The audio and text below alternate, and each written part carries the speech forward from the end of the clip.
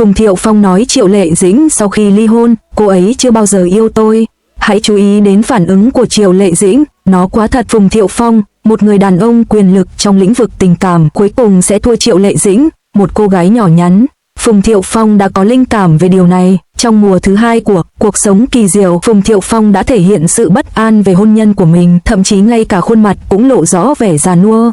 Nhiều cư dân mạng bình luận, phải chăng Ứng Bảo đã quá chu đáo với chồng, khiến anh sợ mất chính mình. Phùng Thiệu Phong từng hỏi Triệu Lệ Dĩnh, em muốn kết hôn vì thích anh hay chỉ đơn giản là muốn kết hôn? Trong mùa 2 của Cuộc Sống Kỳ Diệu, Phùng Thiệu Phong từng bày tỏ trong một cuộc phỏng vấn rằng hôn nhân của anh có vấn đề. Truyền thông cho rằng anh chỉ đang cố gắng gây sự chú ý. Ai mà ngờ được một cặp đôi trẻ mới cưới được 1 năm lại có vấn đề. Vì vậy, họ không để tâm, suy cho cùng, đối phương là Phùng Thiệu Phong. Ai cũng biết anh là người từng trải trong lĩnh vực tình cảm, làm sao có thể thua một cô gái quê mùa được. Không khó để nhận ra Phùng Thiệu Phong là người thụ động trong chuyện hôn nhân. Mỗi khi có bất kỳ hoạt động gia đình nào trong phim, Phùng Thiệu Phong đều nhắc đến Triệu Lệ Dĩnh. Ngược lại, Triệu Lệ Dĩnh lại tỏ ra rất tỉnh táo khi nói chuyện với Phùng Thiệu Phong. Sau khi lên máy bay, Phùng Thiệu Phong gọi điện cho vợ mà không hề quan tâm đến cảm xúc của người khác. Khi vợ anh nghe máy, cô lạnh lùng nói, anh ghi hình xong chưa? Như để tính sổ với cô. Phùng Thiệu Phong lập tức cảm thấy mặt mình nóng bừng lên, rồi tự mình trả lời về những việc mình đã làm hôm nay. Vợ anh ta sốt ruột nói, em hỏi gì thì anh cứ trả lời. Thấy vậy, Phùng Thiệu Phong đành phải nói là đang ghi âm. Lúc này, vợ anh ta lập tức thay đổi thái độ, nhiệt tình chào hỏi những người nước ngoài xung quanh Phùng Thiệu Phong, đồng thời nhắc nhở chồng cẩn thận. Sau đó, cô ta lấy cớ con đã thức dậy, cúp máy, để lại Phùng Thiệu Phong với vẻ mặt ngượng ngùng. Sau đó, khi nói về việc vợ anh có an ủi anh lúc anh buồn hay không, câu trả lời của Phùng Thiệu Phong thực sự khiến người ta bất ngờ. Theo lời anh kể, khi anh chịu áp lực lớn, anh sẽ ôm đầu khóc, và sau khi thấy anh như vậy, vợ anh chỉ lặng lẽ ở bên cạnh, không làm gì cả, chỉ nhìn anh khóc. Sau khi anh ấy trút hết cảm xúc, vợ anh ấy sẽ bảo anh ấy rửa mặt bằng nước lạnh rồi đi thăm con để giải tỏa. Trong mắt anh ấy, vợ anh ấy luôn là người khá lý trí. Bất kể anh ấy gặp phải vấn đề gì trong cuộc sống hàng ngày, cô ấy đều nhìn nhận vấn đề rất lý trí và sẽ không làm những việc vô ích. Ví dụ, khi bạn thấy ai đó khóc, phản ứng đầu tiên của bạn là hỏi xem có chuyện gì hoặc an ủi, phải không? Nhưng vợ bạn sẽ không làm vậy, cô ấy sẽ chỉ quan sát bạn và không làm phiền bạn. Điều này không chỉ đúng với bạn, mà ngay cả khi con bạn khóc, cô ấy cũng chỉ quan tâm đến việc giải quyết vấn đề của con, chứ không phải lý do tại sao con khóc. Điều này khiến vợ anh trông giống như một người phụ nữ yếu đuối, trong khi vợ anh lại là một người đàn ông mạnh mẽ. Trên thực tế, ngay từ vài năm trước, một đạo diễn nổi tiếng đã bày tỏ quan điểm của mình về Triệu Lệ Dĩnh. Vị đạo diễn này nói rằng cô là một người rất biến thái. Cô không phải kiểu con gái lúc nào cũng đáng thương, tính tình lại cực kỳ nóng nảy. Nhiều người có thể không nghĩ rằng Triệu Lệ Dĩnh với khuôn mặt trẻ thơ thực chất lại là một người có năng lực thực hiện và hành động mạnh mẽ. Sự tàn nhẫn và kiên cường này đã in sâu vào xương tủy của cô từ lâu. Điều này không chỉ ảnh hưởng sâu sắc đến hôn nhân và sự nghiệp của cô, mà ngay cả cuộc sống của cô cũng sẽ bị ảnh hưởng. Để Triệu Lệ Dĩnh trở thành một người như vậy, không thể không nhắc đến những khó khăn mà cô đã trải qua trên chặng đường này. Triệu Lệ Dĩnh sinh ra trong một gia đình nông thôn. Từ nhỏ, cô đã bắt đầu làm việc với người lớn tuổi. Trong giai đoạn này, tính cách kiên cường của cô đã được tôi luyện. Không chỉ vậy, nhờ xuất thân bình thường, Triệu Lệ Dĩnh đã sớm bước vào xã hội. Trong thời gian này, cô làm việc tại một nhà hàng và làm lễ tân. Cuối cùng, cô được một người bạn giới thiệu vào làm tại một công ty gần nhà. Tuy lương tháng thấp đến mức đáng thương, nhưng lúc đó cô rất hài lòng với công việc nhàn nhã này. Nhưng lúc đó cô chưa bao giờ nghĩ mình sẽ trở thành người như ngày hôm nay. Trên đường về nhà hôm đó, Triệu Lệ Dĩnh vô tình nhìn thấy poster chương trình tài năng của các đạo diễn nổi tiếng Phùng Tiểu Cương và Trần Khải Ca, nên cô đã đến địa điểm đăng ký với tâm lý muốn thử sức. Nhờ vậy, Triệu Lệ Dĩnh đã vượt qua mọi trở ngại nhờ ngoại hình xinh đẹp và cuối cùng được phân vào nhóm của Phùng Tiểu Cương. Cô đã phản công một mạch để trở thành quán quân của vòng chung kết.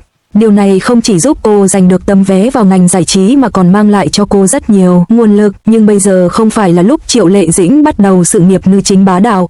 Người ta thường nói, đằng sau mỗi người thành công đều có vô vàn nỗi buồn, và Triệu Lệ Dĩnh cũng không ngoại lệ. Vì không có thân thế, không có quan hệ, cô chỉ làm diễn viên phụ trong giới giải trí suốt 7 năm.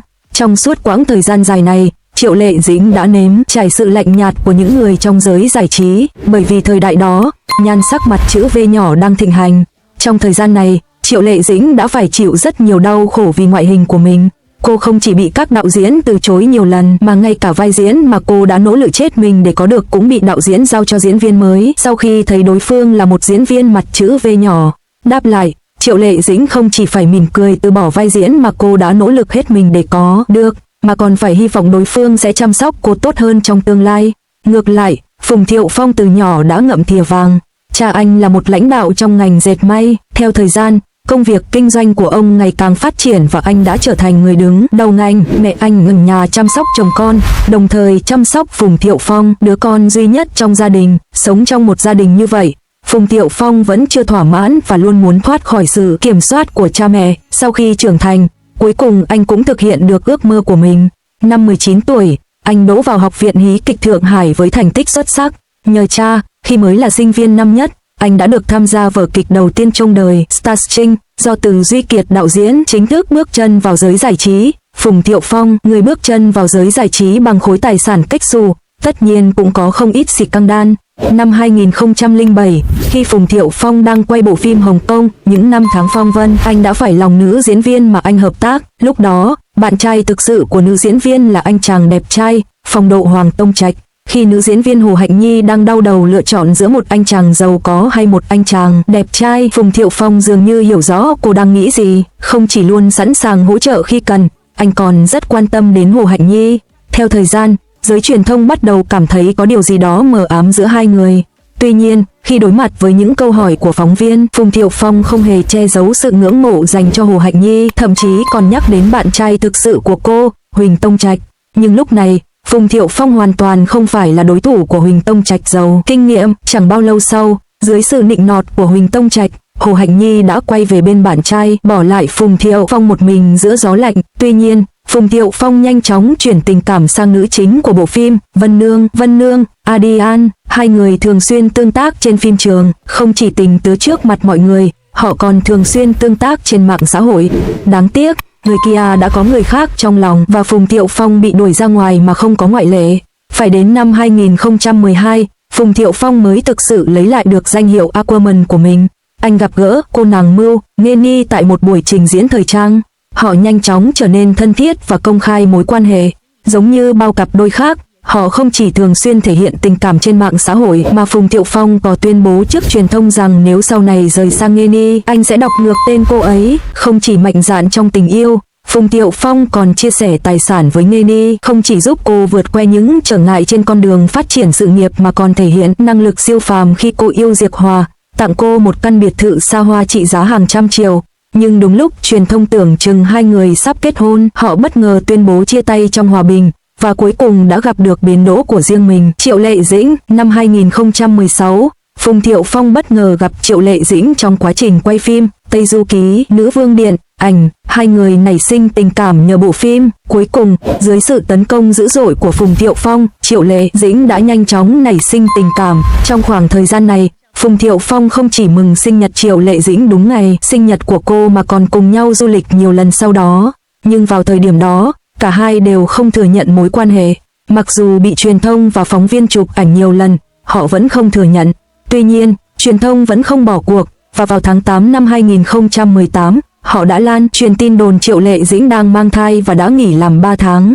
Sau khi biết tin đồn, Triệu Lệ Dĩnh lập tức đăng ảnh mình đang xoạc chân, dường như để phủ nhận tin đồn. Tháng 10 cùng năm, đúng ngày sinh nhật của Triệu Lệ Dĩnh, cô đã đăng tải giấy chứng nhận kết hôn với Phùng Thiệu Phong. Không chỉ khiến truyền thông và công chúng bất ngờ, mà cô còn sinh con trai với anh vào tháng 3 năm sau.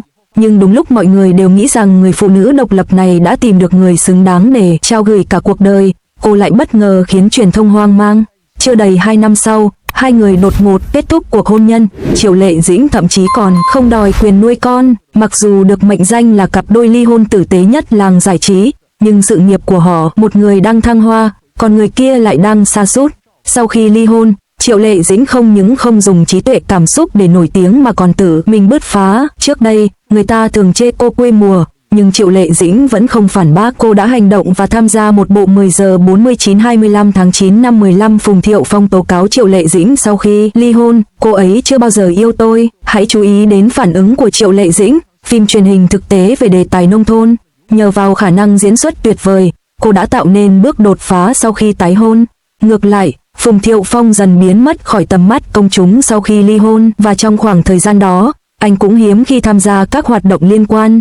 Khi xuất hiện trước công chúng lần nữa, anh không còn là chàng trai trẻ tràn đầy sức sống nữa, không chỉ tăng cân, khuôn mặt Phùng Thiệu Phong còn sưng húp. Sau khi chia tay Triệu Lệ Dĩnh, ánh mắt anh không còn trong sáng như lúc mới gặp. Phùng Thiệu Phong liên tục xuất hiện trên báo chí, liệu đó là tài năng hay vận may tình duyên? Cuộc đời Phùng Thiệu Phong như một ván cờ may rủi, từ một gia đình giàu có thế hệ thứ hai trở thành một diễn viên tài năng, mỗi mối quan hệ đều trở thành bàn đạp cho sự nghiệp của anh. Giờ đây, với bộ phim mới Mặt Trời Trên Bầu Trời, anh đã trở lại đỉnh cao. Liệu đó là tài năng hay sự nổi tiếng với phái nữ? Gần đây, Phùng Thiệu Phong lại nổi tiếng trở lại, không phải nhờ scandal mà là nhờ anh xuất hiện trên thảm đỏ Cannes với bộ phim mới Mặt Trời Trên Bầu Trời, sạch sẽ và lịch lãm trong bộ vest. Ai mà ngờ được người đàn ông từng bị gán mác tay chơi này giờ đây lại trở lại đỉnh cao nhờ Tân Chí Lôi. Cuộc đời Phùng Thiệu Phong như một ván cờ may rủi, sinh ra trong một gia đình giàu có thế hệ thứ hai, sự nghiệp diễn xuất của anh rất thuận buồm xuôi gió và chuyện tình cảm của anh thậm chí còn hấp dẫn hơn cả công việc. Sinh ra trong một gia đình giàu có ở Thượng Hải, anh đã sống một cuộc sống xa hoa từ nhỏ. Năm 4 tuổi, anh đã giành được giải thưởng diễn thuyết sân khấu. Năm 16 tuổi, anh được nhận vào một trường trung học cơ sở trọng điểm và sau đó được nhận vào Học viện Hí kịch Thượng Hải mà không cần thi tuyển. Trong thời gian học đại học, anh là sinh viên duy nhất trong lớp nhận được học bổng và sau khi tốt nghiệp, anh thậm chí còn có cơ hội ở lại giảng dạy tại học viện. Tuy nhiên, anh đã từ chối một công việc giảng dạy ổn định và chọn theo đuổi sự nghiệp diễn xuất. Ban đầu, anh chỉ đóng một số vai phụ trước khi nổi lên vào năm 2007 với bộ phim truyền hình Những Năm Tháng Phong Vân. Sau đó, các bộ phim cổ trang, Nữ Hoa và Vân Nương đã trở thành những hit lớn, giúp anh được vinh danh là nam diễn viên trẻ xuất sắc nhất trong dòng phim cổ trang. Năm 2012, Cung Điện bùng nổ về độ nổi tiếng, đưa Phùng Thiệu Phong lên vị trí dẫn đầu danh sách với vai diễn Bát Hoàng tử. Kể từ đó, anh liên tục nhận được lời mời đóng phim, hợp tác với các nữ diễn viên từ Dương Mịch đến Lưu Diệc Phi, từ Triệu Lệ Dĩnh đến Tân Chỉ Lôi, gần như tất cả các diễn viên thuộc thế hệ 1985. Chuyện tình cảm của anh thậm chí còn hấp dẫn hơn cả công việc. Mối tình đầu của anh là bạn cùng lớp đại học Từ Kỳ Văn. Sau khi chia tay, anh và Dương Mịch bị đồn hẹn hò trong Hoàng cung. Những tương tác tình cảm của họ trên màn ảnh và ngoài đời đã gây sốt trong giới mộ điệu. Sau đó, anh và Nghê Ni có một mối quan hệ nổi tiếng, cặp đôi, trai tài gái sắc, khiến ai cũng phải ghen tị. Đáng tiếc, cuối cùng họ đã chia tay, được cho là do không muốn từ bỏ sự nghiệp để trở thành một bà mẹ nội trợ. Ngay sau đó, anh hẹn hò với ngôi sao nhí Lâm Vân, và mối quan hệ của họ bất chấp khoảng cách 18 tuổi đã gây xôn xao dư luận. Năm 2018, Phùng Thiệu Phong bất ngờ tuyên bố kết hôn với Triệu Lệ Dĩnh. Họ có con vào năm sau, rồi ly hôn vào năm 2021. Ngay sau khi ly hôn, anh bị bắt gặp nắm tay bạn gái Châu Lâm Giai, người ngoài ngành giải trí, hé lộ một quan hệ mới của mình. Phùng Thiệu Phong không sản xuất nhiều phim trong những năm gần đây, nhưng chất lượng phim thì rất ấn tượng. Trong Sun in the Sky, anh vào vai một người đàn ông trung niên sa cơ lỡ vận và diễn xuất của anh được truyền thông nước ngoài khen ngợi. Tân Chỉ Lôi đã giành giải nữ diễn viên chính xuất sắc nhất tại Liên hoan phim Venice cho bộ phim này và anh cũng được hưởng lợi từ giải thưởng này, bước ra sân khấu quốc tế. Một số người đặt câu hỏi liệu anh có dựa vào phụ nữ để nổi tiếng hay không, bởi anh luôn tận dụng được sự nổi tiếng của các nữ diễn viên, từ Dương Mịch, Triệu Lệ Dĩnh đến Tân Chỉ Lôi, nhưng những người khác lại tin rằng sự chuyển mình của anh từ một ngôi sao giao thông thành một nam diễn viên quyền lực bắt nguồn từ tài năng thực sự của anh. Cuộc đời của Phùng Thiệu Phong như những hạt vừng vươn lên đều đặn, mỗi mối quan hệ đều là bước đệm cho sự nghiệp của anh. Với đời sống tình cảm viên mãn và sự nghiệp suôn sẻ, liệu anh là một diễn viên tài năng hay một con heo khổng lồ? Thời gian sẽ trả lời. Cư dân mạng có nhiều ý kiến trái chiều về anh. Một số người cho rằng anh dựa vào phụ nữ để được công nhận, luôn lợi dụng sự nổi tiếng của các sao nữ để vươn lên thành danh tiếng. Nhưng những người khác lại tin rằng sự chuyển mình của anh từ một ngôi sao giao thông thành một nam diễn viên quyền lực là nhờ tài năng thực sự. Một cư dân mạng châm biếm, cuộc đời Phùng Thiệu Phong như một trò lừa bịp. Mỗi mối quan hệ đều trở thành bàn đạp cho sự nghiệp của anh ấy. Một cư dân mạng khác bình luận, anh ấy luôn lợi dụng sự nổi tiếng của các sao nữ để vươn lên thành danh tiếng, thật đáng ghen tị. Tuy nhiên, một số cư dân mạng lại cho rằng sự chuyển mình của anh từ một ngôi sao giao thông thành một nam diễn viên quyền lực là nhờ tài năng thực sự. Cuộc đời Phùng Thiệu Phong giống như lớn lên đều đặn, với mỗi mối quan hệ đều trở thành bàn đạp cho sự nghiệp của anh.